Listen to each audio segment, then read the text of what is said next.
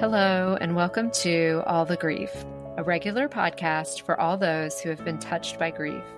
We are your hosts. I am Rebecca Luttrell. And I am Andrea Mathern.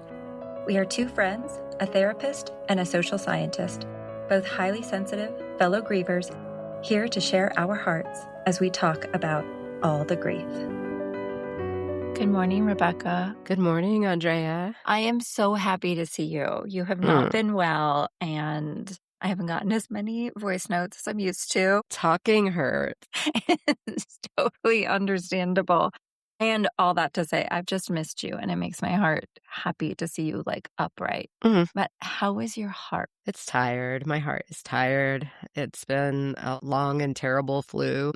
I feel like I'm turning a corner, but I just feel so exhausted from having been so worn down for 4 days. And there's just something about that ache and a flu where I kept feeling like I was just like, this, if this is what death feels like, oh my God, this is going to be terrible. I'm not going to be good at dying if this is what the end of my life feels like, I can promise you.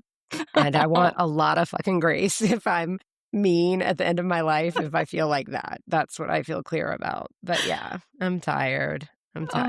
Yeah. Oh, well, may the end of our lives not be the flu. My goodness. Yeah.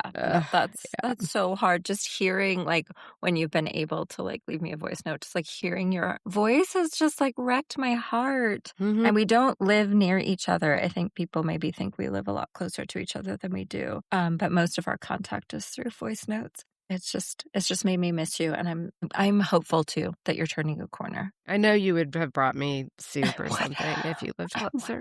I know. How's your heart this morning? My heart this morning, I think it's feeling pretty reflective. I mean, I have a lot of people in my life that are struggling in different ways. There's the flu. There's a very good friend of mine who's in a job, two friends of mine who are in a job hunt and sort of in positions where they need to get jobs. They're not in a job that they don't like and are looking for a job. Both happen through downsizing and fucking incredible women, wildly. I feel like I know at least one of them. Yes. Yeah.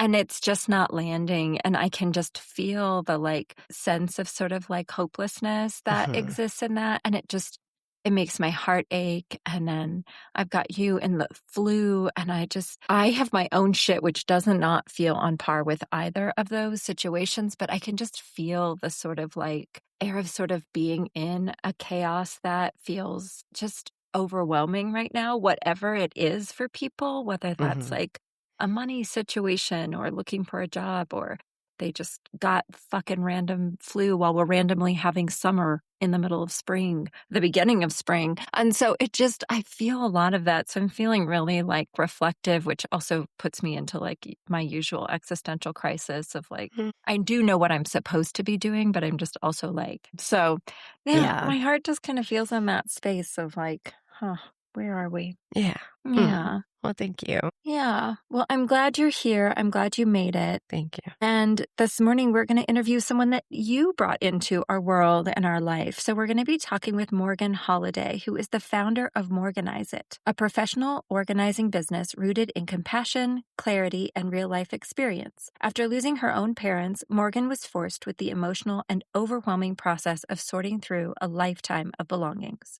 That experience became the foundation for her work and the reason she created Morganize It. Today, Morgan helps individuals and families navigate decluttering and home organization with a thoughtful and steady approach. She understands firsthand that letting go of possessions is often tied to memory, identity, and grief, and meets her clients with both practical guidance and genuine care. Her work is especially meaningful for older adults, families managing estates, and those moving through significant life transitions. Her goal is to bring a sense of calm and clarity into each home she touches, helping people create spaces that feel lighter, more functional, and easier to live in. So welcome to All the Grief, Morgan. Hi, thank you so much for having me. We're so excited. A while back, gosh, it feels like over a year ago, I read this New York Times article about death cleaning. And then I feel like either you had just come into Rebecca's life or right after that you came into her life. And we were just oh my gosh. So this has been a long time in the making. Yeah. How is your heart this morning? Kind of heavy. It's been a week juggling two businesses between Morganize It and then my moving company, and having clients that just, I hate to say take advantage, but, Ugh. I created my businesses to help alleviate stress. And then when I do that for people and they don't either appreciate or pay their bill or whatever that is, it's just very heavy. And yeah, it's just been a really tough week. Yeah, I Yeah. feel that, Morgan. My heart is with you. Yeah. I mean, getting paid is an important part of that exchange that we have, and it feels so simple, like, especially if you're somebody who would always pay their bills. Yeah. To experience that as if that was something negotiable on the back end Yeah. of a service. So I'm so sorry. Well, let's talk about grief to begin with. So we've been asking our guests their grief origin story. So that moment where grief really turned their life upside down, or that point in their life when they can really sense a before and after. And when you think back to that, what is your grief origin story? I never really had to deal with grief very much as a kid. I had both my sets of grandparents, My mom always tried to talk about death with me, and I was like, nope, you're not going anywhere. You'll never die. If you die, I die. Like, we were very codependent. Yeah, and so in 2017, when my mom did die, and I was like, holy shit. Okay, well, when do I go? Because she goes, I go. And that was the first time I really had to grieve anybody. And it fucking sucked. Totally. My therapist doesn't really like me saying this, but I always say if I can get through my mom's death, I can get through anything. And she's like, let's not compare that. But that was the hardest thing I've ever done. So I feel like if I can get through that, I can do almost anything. And then in 2023, I lost my dad. And I was 28 when I lost my mom. And then I was 34, I guess, 3 years ago when I lost my dad. And I was like, I'm not even 40 and I'm an orphan. It was really strange. My dad's death, I dealt with a little bit differently. Our relationship was different. But yeah, having those two almost kind of closer together than you would like, it was not fun in any way. It sucked more than anything. Yeah. I very much looked at death and grief completely different. Going from wouldn't even talk to my mom about it. She didn't have a will because I refused to go there. And now I talk about the D word all day, every day. Oh my gosh. Yeah. I think for so many of us, we've talked to a lot of guests who have this sort of trajectory where for the majority of their life, it was really sort of without the understanding of how a huge grief incident or moment could really change their lives. And for a lot of us, it was the death of someone. And then suddenly there are so many ways to orient to it. And people who end up on our show usually orient a lot closer to talking about death and experiencing grief and being able to integrate that than other folks who may just like it just causes them to turn even further inward and farther away. Yeah. So that death of your mom and that relationship, just maybe spending just a little time kind of walking us through that time in your life and what happened when you realized, I mean, that thought, even just hearing you like really say that thought, like, shit, well, when am I going? Because this was the deal. Yeah. Because even as a kid, if you asked me when I was 10, 12, what do you want to be when you grow up? It was either I want to be my mom. I was a mini Sherry. My family called me that. Or it was I'm not going to college because I'm not leaving my mom. Like we were that close. And so not talking about death for 28 years, even when she would try, did not set me up for success. We did not ever have that conversation of what happens when she does, because that wasn't an option. Yeah. And so when she was gone, I was very lost. Yeah. Sorry. This is a grief podcast. We cry. Sorry. Yes. You just happen to be the first this time. It's fun. Yeah. And so, within that experience, I mean, I think it's so hard, and hindsight is 2020. Like, we can be like, oh, I wish I would have had conversations, and who knows how that might have set you up. I mean, I think that loss so hard to bear, no matter, even as we have all these conversations, I feel so aware. Yeah. I completely do not want to lose anyone that I currently have in my life. And there's no, part of me that's like, oh, I'm totally prepared. Like, yeah, there's no way to be ready for that. But within that, I mean, such a pivotal point in your own life of feeling this loss of like this person that's so much a part of your identity, a part of who you are, how you see yourself organized in the world. And also just that awareness of like with our parents, I mean, our mothers, it's like this sort of, this has been my whole life. This relationship has been my whole life. And now this person is gone. How did you start to make sense of it or feel supported in your grief, or what did it take? Yeah. Because it was a huge loss. That was really hard because I realized when she was gone, I didn't have my own identity. I didn't eat certain foods because my mom didn't eat them. My opinions were basically just her opinions because we were that codependent on each other. And it was actually a really big struggle because my ex-husband, my husband at the time, told me that I was grieving too much for my mom, that he ended up having an affair. And so all of that was happening within 6 months of losing her. Wow. And so and I'm an only child. So the support was not really there. Yeah. So it was a very dark time. Yeah, I did not want to be here anymore. Oh, But yeah, like just even figuring out like I never tried certain foods because she didn't like them, so we didn't eat them. So it was just really navigating like the first 2 years when she wasn't here was like, I don't know who I am. I was training to become a bookkeeper to take over her business. I hate bookkeeping. Oh, dear God. I don't do math. I don't like it.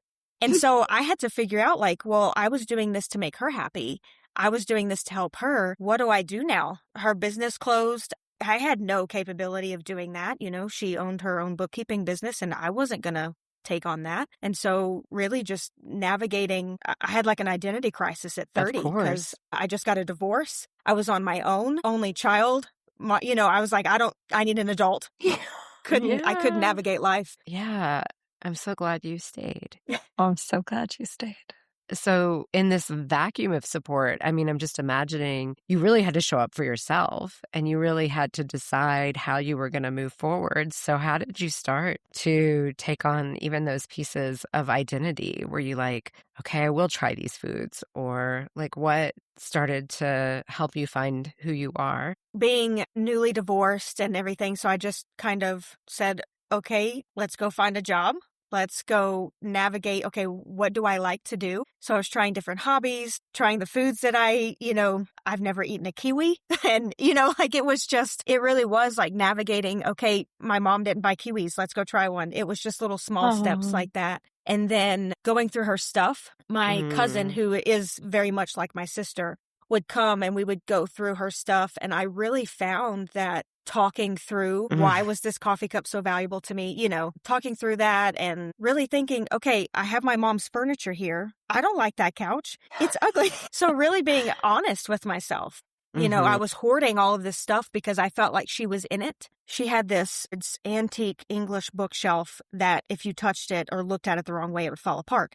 I hated that thing. As a kid, don't walk too close to the bookshelf. So I finally said, I'm over keeping stuff, that I don't like. I was really finding like just because she liked it and had it, I don't like it. I gave myself permission to let go of stuff. So kind of the shedding of that alone, and giving myself permission to make decisions and do things that I got a tattoo. She didn't like tattoos, just saying, okay, well, I'm going to do all these things that I never thought I could or would do because she was here, Yeah.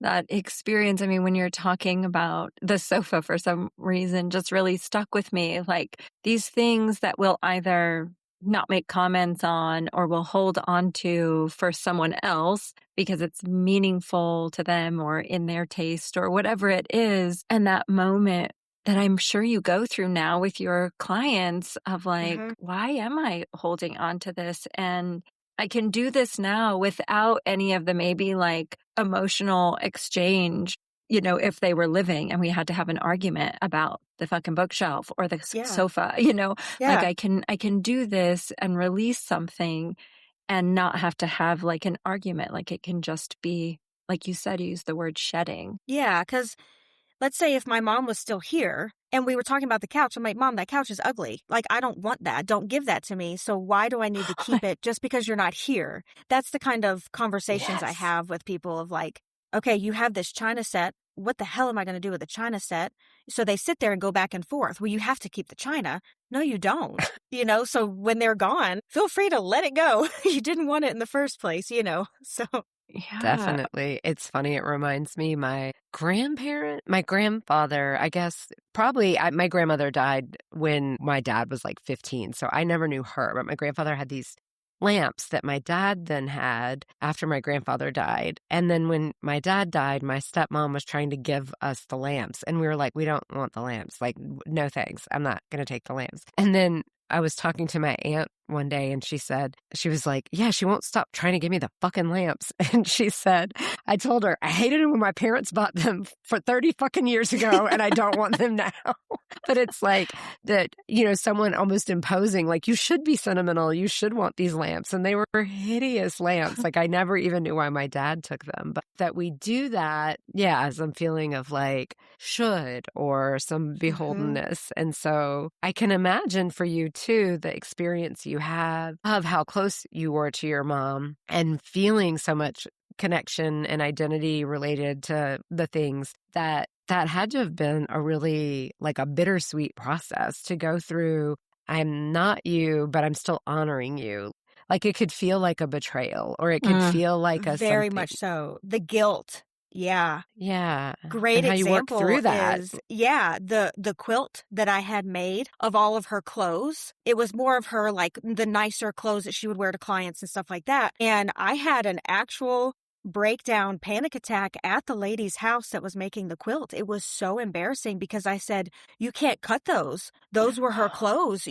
What if she needs those? And they cost money and she wore those. And it took me a week to be able to let that lady take my mom's stuff and to cut that. That was a big deal to cut those up. I mean, I'm very thankful for my quilt now, but yeah, the guilt of I'm cutting my mother's stuff. I'm getting rid of this bookshelf. So I'm a very visual person and I visualized that she was in these things. She was part of that bookshelf. So giving it away was giving her arm away. That sounds crazy, but I was like giving pieces of her away. I had to really tell myself that's not true. Yeah. Yeah. Yeah.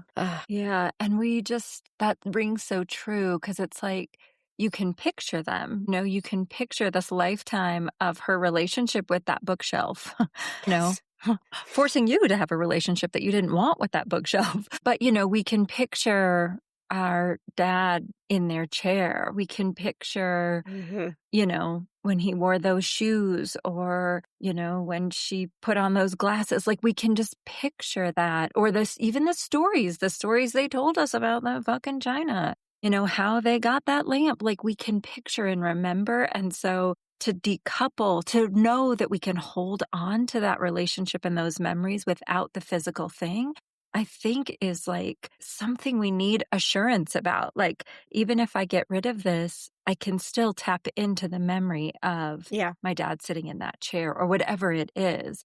And I think that's really hard. And it feels like a betrayal, like I'm throwing some part of my memory of you away or giving it away, whichever way we're, moving things out. And so I think a lot of us have experienced that in such a huge way as we have to move through our loved ones' things. That's a big part of what I do with my clients because I found it very much helped for me to hold this item. And I'm telling whoever it is. It could have been a friend, a family member. I need to tell the story of what this item meant to my mom, why I don't like it, whatever that story is. And then it felt like I shed that, emotion.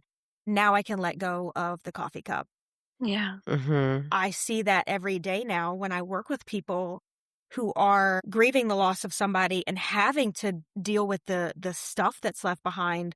They will tell me why this tie was so important. And then you can see their face just kind of, okay, you can take the tie now. I'm done. Yeah. And so it's that storytelling that I really love when I work with people in the same situation that I was in. Yeah. And I imagine it too, like there's, like a decoupling of the emotion to the actual physical thing. But in the storytelling, there's a cementing of that story in your heart or in your Mhm. mind or in your psyche because you have told it to someone else. And so it's like doing all of these different things at once that are all really an integral part of integrating the loss of someone. I very much encourage taking pictures too. Take a picture of it. You know, Yeah.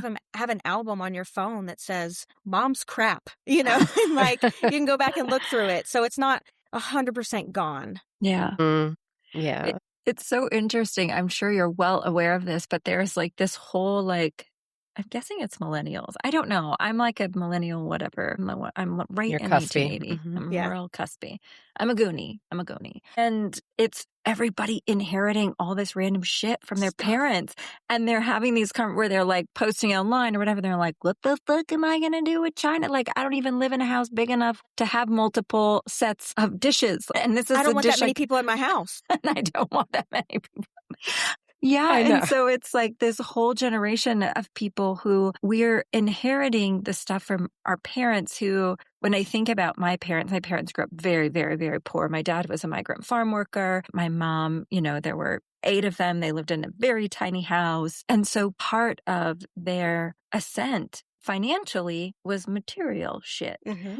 And when my dad passed and we, had to clean out his closet, but then my mom downsized. And that was like, she was just like, don't you want this party bowl? And I'm like, I do not want that party bowl. But it was just, I imagine that some of your clients are these like millennials who are going through their like boomer Mhm. parents' accumulation of things. And Yeah. we're having to find a way to sort of move that out of our inheritance. Yes, millennials very much are minimalists because there's all these funny memes online of you look at your parents and your grandparents' house and it's just jam-packed. You got the spoons on the wall and the china and the china cabinet and like there's shit everywhere. There's doilies under every candle. It's like there's stuff everywhere. And millennials are like, I can't do it anymore. I don't want your Mhm. crap. And that's a big thing. If I'm working with the parents, they're still around. Yeah. A big thing. I don't like the word rule, but one of my rules is like, if your child says no, accept that answer. Stop trying to force this stuff on them. Cause I'll be with the millennial kids and the boomer parents, and the boomers are like, you have to take this china. The millennial kid is like, no, I don't. And I look at the parent, I said, you have to respect that answer and stop forcing stuff on your kids. It's not Yeah. fair. Oh my gosh. Hallelujah. I hope everybody heard that. Because it made me actually really, I am like a purger. Like I had to try when I had kids to be sentimental about things because I was like, they might want to see their first onesie. So I had to like force myself because I am just like, get fucking rid of it. If I didn't use it Don't yesterday, care. I don't need it tomorrow. Think that's because watching how particularly my mom, more than my dad, but my dad had his own shit. He had like 92 jackets, watching them accumulate. And I was like, oh my God, I can't do that. I still have my issues. I also have like 16 jackets and I probably have a shoe store with her shoes. So I have my own shit. I'm not all the way there, but yeah, I can totally They were your understand that. choices. They were my choices. That's right. And I'm totally fine with you giving them to the Goodwill when I'm gone.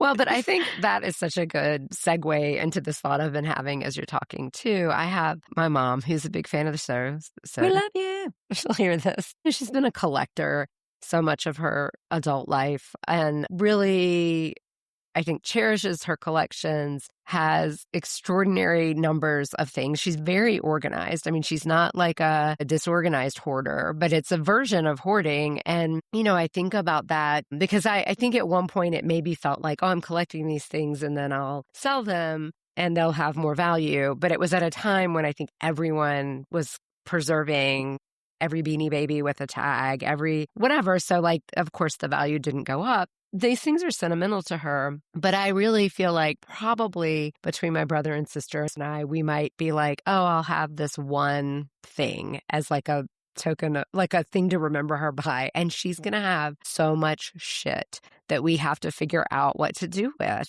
And so I think about that. I mean, she'll laugh. She'll have a solution for me. She'll be like, who cares? Burn it all down. She won't be attached to how we do it. But I think about that and I have my own version of sort of holding on to things. And I think it's a very common thing in our family. My sister just had to get rid of a ton of stuff because she moved to Sweden, interestingly, like the Swedish art of death cleaning. Like it feels like she went through her own sort of death cleaning and now I'm working on that with my stuff. But I'm like, it really is about like, how do we consider what someone's going to have to take care of when we're gone? And I feel like that's a big piece of death cleaning, if I understand it correctly. So like, what do you have to say? Yeah, so death cleaning is interesting. Most Americans, I call it the D word. They do not, just like me before my mom died, we didn't go there. We don't talk about death. It's kind of a taboo thing. Yeah. And so bringing up death cleaning to clients, and they're kind of like, oh, you're one of those morbid, weird people. I'm like, yeah, I am. Now I am. So if you look at I have the book here. I actually wanted to read just one sentence. Yeah. The only thing we know for sure is that we will die one day. So Swedish death cleaning doesn't have to be when you're 60 or 70 and you're going to die in 10, 20 years. It can be when you're 40 and you have kids and they're growing up and you know that you need to shed a little bit because we don't know if you're going to die at 40. My mom died at 66. That's not old. And so death cleaning can happen anytime throughout somebody's life. I am very much on board with talking about the D word now. I try to encourage my clients. It's not scary. It's very much something that you should talk about with your kids, your parents, whoever that is. I love this. It's making me think about, I don't know that this is death cleaning, so I definitely want you to walk us through what that is. It was like where this had to have happened somewhere in this sphere, Rebecca. So if you remember who said this or where this comes from, help me. But it was like, so if I'm the mom, I'm like, come in and label what you want so that I know, so that I'm not guessing and you're not fighting afterward. And then kind of knowing like these are the things that people want. And if there's something that I want to bestow upon someone for my own sentimental reasons, I can do that. But then the rest of it, then I know like this is shit that needs to just go and it doesn't have an owner. And I think about that because my grandma, she lived until she was 96. So she had this sort of progression from where she lived to moving to a senior community to assisted living to, and so her possessions really, really decreased. And we never had that moment. So by the time she died, she really had nothing, which meant I got nothing of my grandmother. And that was so heartbreaking to me because I was very, very close to her. And it wasn't like there was like, oh, I want the diamond ring. Also like, we're not that kind of people. And so it wasn't like that. It was just like, gosh, I would have loved to know what she wanted me to have, like for me, or to say to her, Grandma, I want this piece. Like, I remember you wearing this all the time and I would love to have this. And I know she would have done that to me. So I don't know if that's part of death cleaning, but I'm curious. I feel like there are ways that we can have this conversation that honor the pieces that are meaningful, both from our end and from the recipient's end, and offer us a piece that really carries a lot of emotional weight to it. I very much encourage people that if this is the path that we are going down, these are the kind of sessions that we're having.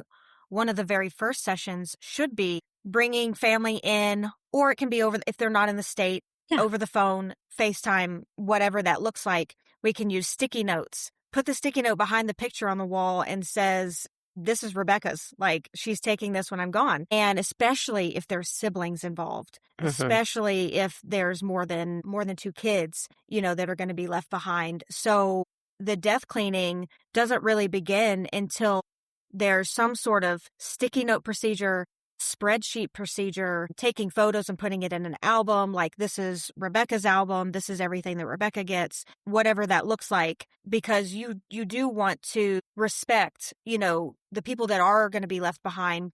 Are there things that they want, that they value, that's meaningful to them? So you do want to give those people a chance to claim those things before you just start cleaning out your house.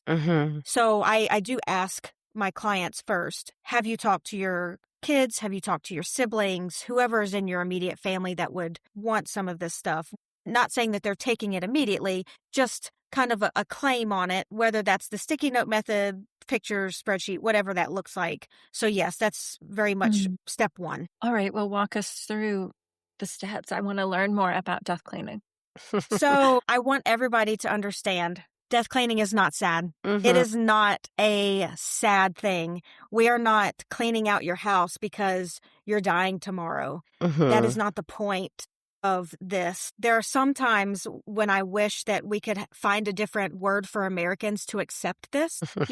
People are always like, what the hell is Swedish death cleaning? And why do you want me to clean out my house? I'm not dying. We're not saying that you're dying. It's just a cleansing, insert whatever word that makes you feel better right there, of getting rid of things that people aren't claiming. Your family members don't want it. You don't have any attachment to it. So when that time comes, because that first sentence I read, you will die. It's inevitable. Your family's left with things that were meaningful to you. They were valuable, whatever that looks like, because obviously this did not happen before my mom died. Mm-hmm. We didn't talk about death. So nothing in that house was cleaned out. Mm-hmm. So there were just random things, trash, jars that she was hoarding, whatever that looks like. And so if that had happened before, I wouldn't have had to sort through, because it's already such an emotional process cleaning out a house that you've just lost your loved one in. I wouldn't have to sort through all of this just junk, basically, on top of cleaning out everything else that was important. So that person that's still here making those decisions before is such a helpful thing to do, and just be mindful. It's really a respectful thing. I do hear people say, I'm not cleaning out a damn thing. My kids can deal with my hoarding, when I'm gone. And that's not fair. I'm not a hoarder. I don't want to, deal with not my parents weren't hoarders, but I don't want to deal with my parents hoarding. Why should I have to do that? So it's very much a respectful process to do for the people that are left behind. Yeah. Mm-hmm. Yeah. And, I think about there are times when you do have to sort of move through that cleaning out process faster than maybe you're emotionally ready for. Like in our example, my mom was living, my dad had passed. And so we had time to do that whenever she felt like she could, and she could do it for as long as she wanted, or she could say, you go ahead and just take all the closet or whatever it was. But there are other times, when the house needs to be sold, or it was a rental, or they passed away in a nursing facility or something. And so you have to go in and move things out really quickly. And so just like when we've talked to other people about managing the logistics, the will, your finances, all of those things, and having those as buttoned up as possible, because you're going to have a grieving person having to deal with that. Mm-hmm. This is the same, as it's like a grieving person is going to have to move through your living space and make decisions, and they're going to be so overwhelmed with the loss generally, not always, I suppose, but there's the potential of being so overwhelmed with the loss that now I'm having to decide, was this really important? Mm-hmm. Yeah, that was what my situation was. My mom was renting her house. She didn't own it. And so thank God the landlords were amazing people. They gave me an extra month, because with her lease, but I didn't have 6 months to make those decisions. I had family members, aunts, uncles, cousins coming from 3 different states to just get the stuff out. We need to either put it at somebody's house, and then we can make the decisions. I'll never forget, I was sitting on her couch, and there were 15 people in my mom's house, and they were just moving stuff, and I'm sitting there just staring off into space and just trying to process what is happening right now. Yeah. And so, there are a lot of times it's on a time crunch. Mm-hmm. We don't have months or a year to get this done. And that just adds to the shittiness of the whole situation. Totally. Mm-hmm. I imagine too, for people, when you do a process of looking in the lens of, what do I want to leave people? If someone had to come in tomorrow and clean everything out, what do I want to have done for them? That there's also that it does something for our own energy, our own psyche, to kind of be letting go and be shedding while we're still here. And I don't know. I mean, I want to say probably frees up life force. So I'm just thinking, if everyone's afraid of the D word, just call it life force regaining cleaning or something. It's funny. I've had clients where we're doing death cleaning. Mm-hmm. It just is what it is. That's what's happening. They're older clients. They're not 30, 40 years old. but we don't label it as that. Mm. They don't Mhm. say that word. So we just call it a decluttering session. Mm. We're just decluttering your house. And they actually say the words, I really don't want to leave a bunch of junk for my family to clean out. And I'm going, that's death cleaning, but we won't call it that. Yeah. So Yeah. it's funny, whatever label you want to put on that makes you feel better. But yeah, the death cleaning happens more often than people think. We're just not labeling it as that. Mhm. But it's not a quick process. I work with people over months. I've had clients for 3 Mhm. years, and it's not we need to get this done in a week because you may die tomorrow. That's not what this is. Right. Yeah. Yeah. And so in the sort of like Swedish tradition, is this something that is done throughout your life cycle? Like it's just a part, like how we in America say like spring cleaning, where, we fill our bags full for Goodwill or whatever, our Salvation Army, whoever you're donating to, and we Mhm. sort of clean things out. Is this part of sort of just like the cyclical nature in Sweden? Yeah. So just that kind of spring is kind of a rebirth. It's that spring cleaning. Everybody gets in that mood of, you can categorize that under death cleaning of just maybe always being mindful of what is being held in your space. Mm. And I say it that way because it's not always physical. What are you Mm. also holding on to? So that cleansing every spring can absolutely be under that death cleaning. We don't have kids, but somebody's going to have to clean out this house when I'm not here. And so I know that I'm a neurotic professional organizer. I may be a little bit different, but I'm constantly cleaning out drawers and desks. And I just want to always make sure that I am not housing crap. I'm not Mhm. housing trash. I'm not housing broken pieces, or I may use that one day things. Yeah. So those people that are very diligent about the spring cleaning and doing those things and being mindful of the physical objects that are in their house. Yeah, that's very much part of death cleaning, of knowing I don't have stuff that's being left behind for somebody to deal with. Let's talk about I may use that someday. This is one of my Achilles heels as an artist and as someone who genuinely does use things one day. So it's not like I have proven that wrong or incorrect. And I can see it happening with my daughter in a way that it's way easier whenever you're watching someone else. And it's like I've been helping her because we'll be moving soon, like kind of declutter her room and pack things up. And it is amazing how many things she has plans for. And so there's a part of me that just wants to be like, of course, like you should have all these things at your disposal whenever you have the next art project you're going to make. And another part of me that's like, I bet I could throw this away and you would never miss it. Like you only think you're going to use it one day because it came back into your awareness. So like, how do you work with, I imagine a lot of different psyches. And I know like with you and I conversing, sometimes I'm like, I know that the way that I relate to objects is like horrifying to you because you just don't do life that way. But it's like, I need there to be space for that. So like, how do you work with different ways that Yeah. people are organized in their relationship to things? So you said the word space. So if people are adamant that they really think like an artist is really going to use that scrap piece of wood one day, that's legitimate. But give yourself a space constriction. Like your daughter, maybe give her one Rubbermaid tote. That is your space restriction for your art that you may use one day. Not saying that she never will. Maybes do come one day. Yeah. My husband actually just used a piece of scrap wood the other day that I've been trying to get him to get rid of for a year. He's like, see, I used it. But I give him a space restriction. You have this one area in the garage that you can put your maybe wood. It's not Yeah. going all over the garage. You have a section. Yeah. If it gets out of that section, we need to come back and pare that down.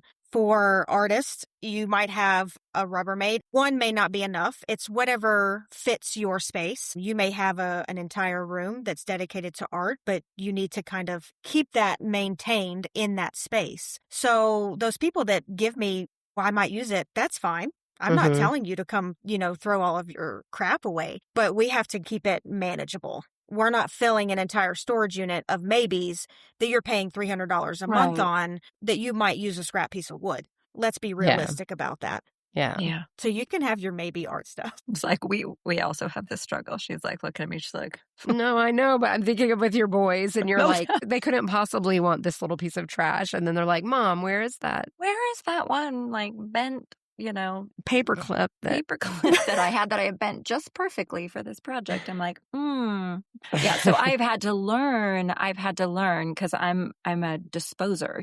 I'm like, these 3 things have been on my counter for 4 days. I'm assuming they're trash. And I've had to learn, but I love this idea of like, here is the container and like going through the container of like, does that spark any creativity for things you want to do right now? And if not, and that can help move things out of that bin.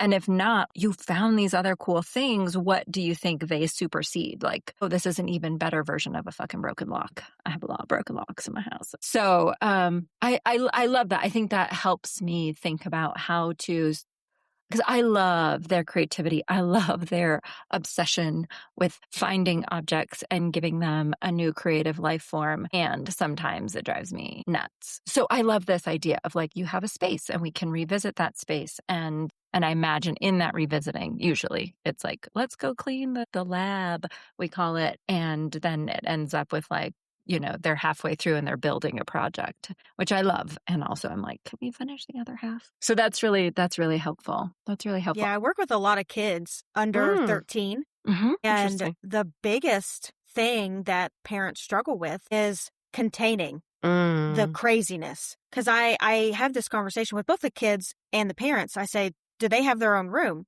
Well, yeah, they do. So why is it that they're letting all of this stuff spread throughout the house? We make guidelines. The living room is a common area, not your art studio. The dining table is for eating, not for your Lego projects. So it's really not just the smaller container that I'm talking about. It's taking that whole house and really defining and constricting that space of like, you have your own room. This is where you do A, B, and C. This is where you do your art projects and your Lego towers and stuff like that. Kids really are like, oh, okay, so I don't trash the common area, and they also listen to me and not their parents. So, and like, she's a professional. She knows what she's talking about. My parents are just bossy. Yeah. Yes.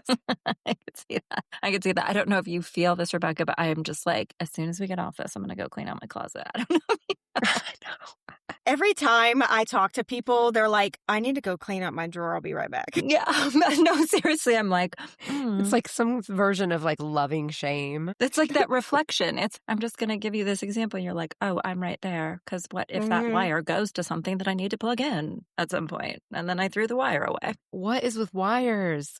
How many times do you encounter giant Rubbermaid containers full of wires? It's like, Christmas Vacation when he held up the ball of Christmas lights. Yes. That's wires. And I'm like, okay, it's the same thing. I mean, my husband is a software engineer. The amount of wires that we have is ridiculous. I'm like, why do we need 10 HDMI cords? But he has a space constriction. He has a small Rubbermaid, and that's the space that he gets for his cords. If we have more than that, there's an issue. Nobody needs more than those amount of cords. So dig through your cords all you want. You can exchange and throw away and get new ones, but they have to fit in that box. So Yeah, that's great. Okay, what about holiday stuff? I don't even own a holiday decoration. Yeah, I have clients that have entire basements just dedicated to holiday decorations. It's funny though. Holidays are supposed to be happy and family and decorating and all the stuff. I've never had a client that loved getting their holiday decorations out. It's such a pain in the ass. They're like, I got to crawl in the crawl space. I got to go in the basement. I got to get up in the attic and get all this shit down, to decorate the damn tree. It's this whole like painful process. And then when they put it back up, they're just like raking it into the bin and they're like, I don't care, and I'm like, why do you put that on yourself? Who is expecting you to put all of this crap out in your house? Yeah, the holiday decorations is a big conversation that I have with people. I don't own any. My mom was one of those. I had to go in the attic how many times a year to get down whatever holiday bin it was. So when she was gone, I said, I don't put up a tree. I don't have lights. Don't care. Wow. I understand. I have holiday bins for... Yeah. I've never met anybody that doesn't. I know I do think you're the first person I've ever met that's like, I don't own a holiday decoration. I'm like, Yeah. a? A holiday decoration. I also don't own a TV. I love it. I mean, I think this framing around like, yes, if it helps to think about like the life force, the energy going through your home, just the things that we surround ourselves with and our own attachment to things. You know, I'm not a very sentimental person. I'm a very like in the moment, like in this moment, I'm going to show you so much love and attention, but I'm not going to like, Rebecca knows this. I'm not going to buy you a birthday card because I'm like, why would I spend $5 and that's just going to go in the recycling bin? We've had this entire conversation. And so I love this idea of like that all of us, wherever we are, because we don't know, we're not planning to die tomorrow, most of us, but wherever we are, we can be really thoughtful about the things in our space and what will happen to them and what our intention is for them when they're gone. And I love that invitation. And it's spring, and that's a great time to be refreshing and starting anew. And there is enough stuff in this world to fill every home in this world. You brought up something that I am also very passionate about, gifts. Most of the stuff that I take out of people's houses are stuff that they did not buy. It was given to them. And whether that was by a parent that passed, a friend, a birthday, all of this stuff that we give people usually ends up in my car and goes to the donate center. I did this whole presentation thing on stop giving people stuff and give them an experience. Get them movie tickets, get them a gift card to go eat at a restaurant, take them to the museum, go to Meow Wolf in Denver. Kids will tell you, if you ask kids, what's your best present memory? They're going to tell you when they went to Disney, when they went to the baseball game with their grandparents. It's going to be the experiences they had, not the basketball that you bought them on top of the other 10 basketballs that they've had. You know, it's not the stuff that they remember. The kids really love experiences, and adults would rather have a movie ticket and take the night out and go do something fun. They don't want your candle and your socks. I'm sorry. So stop giving people gifts just to make yourself feel better, because that's all it is. You give somebody a gift because it's an obligation. You feel like you should, you know, you feel guilty. I didn't give somebody a present. They're going to give it away. It's going to end up at ARC. Oh my gosh. So my niece, I was an auntie before I was a parent. And I remember, I know this has already made my sister-in-law and my brother mad at me. And it will, if they listen to this, it will make them mad at me again. But we had this Christmas where there were so many fucking presents that my parents, the grandparents, actually put some away for the next holiday because it was like so fucking overwhelming. And then it was like, I could see, I'm like, this shit's going to the good. Like you can just tell.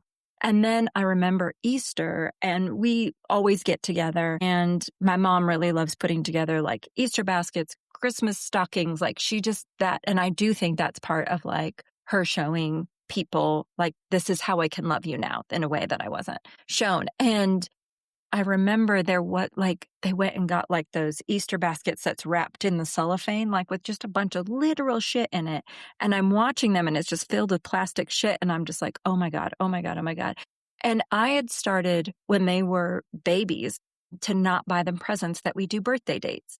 And so from when they were 1, I've taken them on birthday dates and we do whatever. I just took my nephew out to sushi and putt-putt golf. And then we're going to do an escape room. My niece, I don't know what we're going to do, but we'll do something next month. And I've loved that because it's like I get this beautiful time with them one-on-one. I don't like people to buy me gifts. I really don't.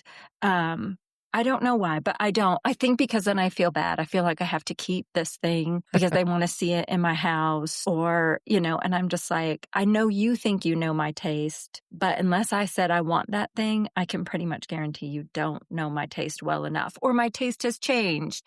And so I just, if somebody tells me what they want, I'm like, thank you, because I'd rather, if I'm going to spend money on you, I want it to be for sure something that you want. But I also, like, we nixed birthday gifts for our kids because I was like, I would watch. And the joy of it was just unwrapping all this shit. And the pain of it was they never fucking played with 80% of it. Mm-hmm. And over the course of, by a year, we were putting all that in the Goodwill pile to make room for more fucking toys they More weren't going to play with. stuff. Yeah. So we've Yeah. really shifted it. But it's I hard was with for a- people. It is. It's very hard for people to not give a gift. I was with a client yesterday. She has a birthday party for her 8-year-old turning 9 on Sunday. And the look on her face when she said, I am trying to prepare for the 30 gifts that we are going to receive on Sunday and figuring out what to do with that because she's trying to purge the shit that she has now. And I'm just like, I don't understand why as a society we think that it's okay to just constantly give stuff to people. You just need to put no gifts on the...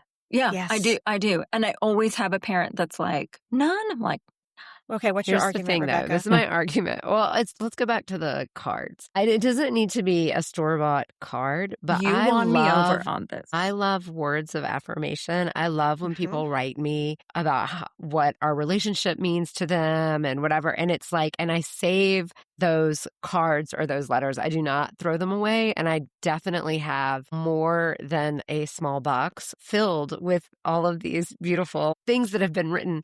But that means something to me. And I do feel like, I've had the experience of like finding an old letter like that my dad wrote my mom or something and just being like, oh my God, this is such a precious little like snapshot into them as young people. So there's something for me. I am a sentimental person. I try to be discerning. I don't keep the ones that are like my mom will just send, a funny Christmas card and be like, love mom. And I'm like, we haven't said anything. So I don't need to hold on to this forever. But if you write me a letter, I'm keeping it because I'm going to read it later. But that's different because people know about you that words of affirmation are your love language. So that very much lines up. Giving you a letter or a card or some words that are meaningful. I'm not going to go out and buy you a candle and socks. That's because I know that that's not important to you. I do like candles. I don't like socks. Stop, Rebecca. I could never have enough candles. I could never have enough candles. Go ahead. I will burn them. Morgan's like, there is such thing as too much candles. I have a challenge for you with the cards and the letters, though. Yeah. So digitizing those, putting them in whatever you do, Shutterfly, whatever app you want to use, but digitizing them, you can actually have a book on your bookshelf or a coffee table, and you will actually look at them more.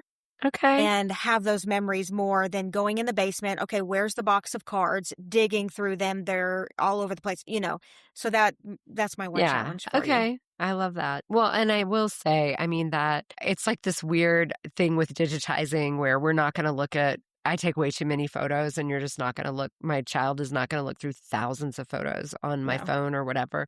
But every year we, for Christmas, do a family photo album, but we're 2 years behind. So it's great because the girls are looking at what happened 2 years ago and it's like their favorite thing. And they can make a little wish list of all the things that they think they want, like this jewelry, these pants, this whatever. And then the photo album is everything. So I love, that we can digitize things, but I do think that having printed versions is a nice way to keep them top of mind and keep things in front of us. Yeah. And have that feel.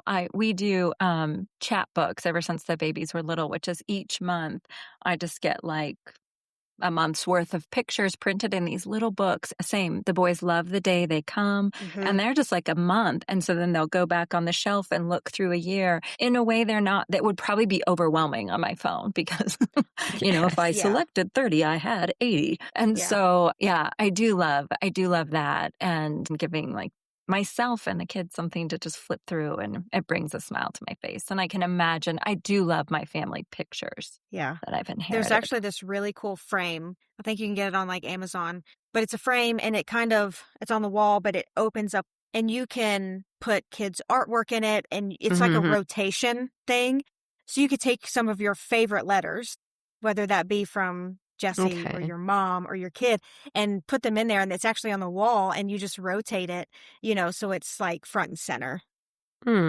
That would be cool That's too. sweet. Yeah, yeah. That's sweet. I love that. Look at you. You have so many beautiful ideas. I love it. Somebody said that to me one day. They're like, every time they present to me with a question, a concern, what do I do with this? I always have an answer. They're like, you have an answer for everything. And I was like, that's my job. I'm trying to help. Yes, as it really respects, like it honors Rebecca's heart around these letters. Like it really honors that and honors the intention of the giver and brings them into her everyday life, whether that's through a book or through looking at them in a frame. So it's like not just like a solution. Like, if my mom were here, she'd be like, Andrea just throws it all away, which is, that's Sure. partly true.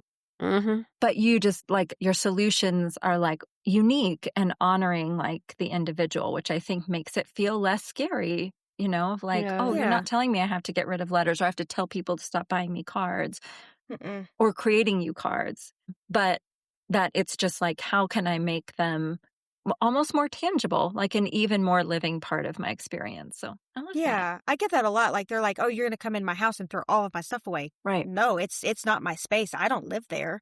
I just help with the decisions. I ask the tough questions. I make you explain things to me, and then that gets your wheels turning of like, "Oh, do I really need this piece of wood that I've had for 5 years?" But I really like to get to know my client. It's not about their stuff. It's who you are. I know Rebecca loves cards. I know she likes words. I know she likes letters. How can I tailor our session, my solutions to do that for her? I would never tell her, throw all the cards away. That's not a solution. That's mean.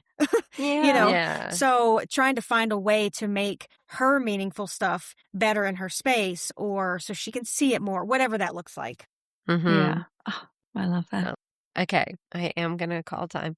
All right. So how we've been wrapping up our time together is I pull from this deck called Planet Grief that our friends Arena and Brianna, sisters who lost their mother and then made this beautiful deck. So these are the conversation cards. And I do feel like we have in some ways answered this question today, but I would love for us to kind of take a minute to integrate everything that we've been talking about and kind of find a way to relate to this question as we close. So this is about, a death loss. How has your loss changed the way you approach living? And so just taking a minute to think about how your loss changed the way that you approach living. And Andrea, I'll start with you. My big loss was my dad, the big sort of momentous loss, and it changed everything. I feel like it made me start living for myself versus living for other people, that was my norm. And I was thinking throughout this conversation, and being someone who's more of a purger than a saver. And I held onto his robe, to this robe that he had. And even in the pocket is like a balled up Kleenex, which is like so gross, but I can't get rid of it because I'm just like, I can picture my dad. I can picture him wrapped up in his robe. It's so visceral to me, like this feeling of him wrapped up in this robe and to have it. And I do imagine giving it to my boys one day. I do imagine one of my boys getting this robe.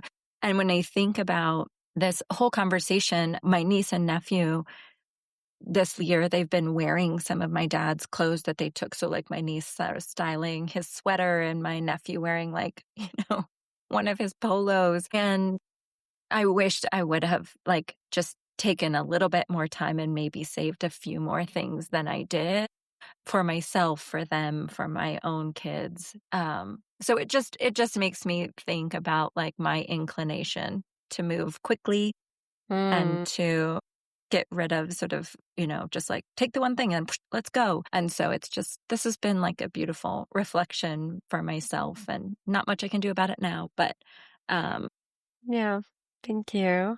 How about you, Morgan? How has your loss changed the way you approach living? So with my mom being the first big loss that I had and being so attached and not really knowing who I am, it took a while, but I now live for what are my opinions? What are my wants?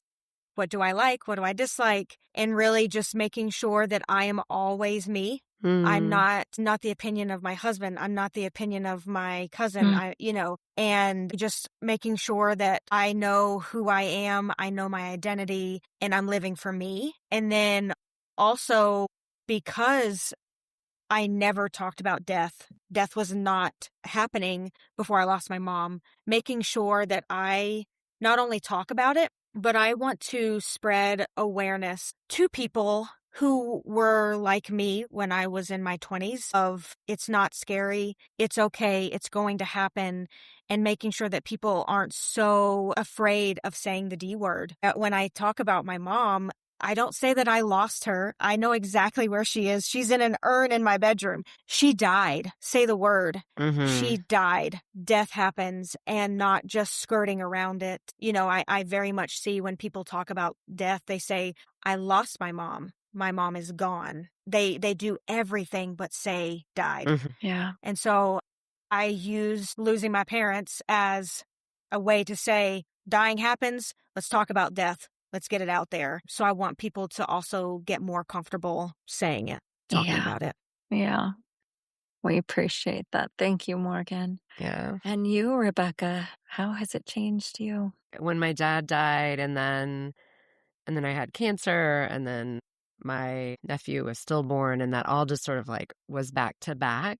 I could really feel how I was just like at a choice point around how I was going to relate to life, and that feeling of not feeling safe because things happened back to back in that way. So it was like I can either relate to life as really unsafe and be terrified and anxious and more afraid of death, or I can just like lean into reality that I came in contact with so intensely that, like you're saying, Morgan, like it's just like death is a part of life and it's going to happen to all of us and we don't know. And so, it was sort of like even facing my own mortality and having cancer was like, okay, well, this is what's happening. And so I think it's just really similar. I think it's made me probably before that someone who was really afraid to talk about death and was really averse to, like most of the humans in this country and maybe on this planet, but just that someone would die or and I wouldn't know what to say. So I wouldn't say anything or I would avoid. And there's just nothing in me will avoid that now. And I think I'm almost an aggressive death talker. Like I'm just like, I'm totally the Barbie in the Barbie movie. Who's like, you ever think about death? How are we not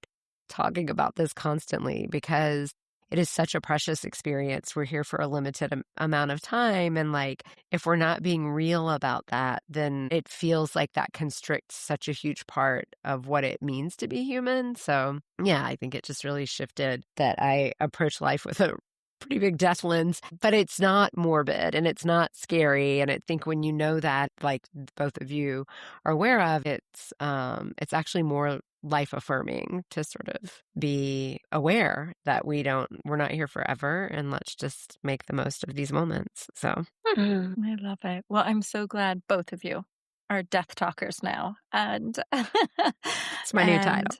Yeah, death talker. Oh my gosh, I love it. Morgan, thank you so much. I think you've just sparked so much inspiration and relationship between myself and my things. I'm sure that is happening for our listeners. So thank you. We will list all the ways to find you in the show notes, and just thank you for sharing what you do with us. Thank you for having me. I could talk about this all day long. I love it. You're in the right place. Yeah. Thank you, listeners. Thank you for listening to this episode of All the Grief. You can find us on Instagram at allthegriefpod. And please take a moment to rate our podcast and share us with your friends. We'd love to keep expanding our reach to all the people who could benefit from conversations on grief. Take care.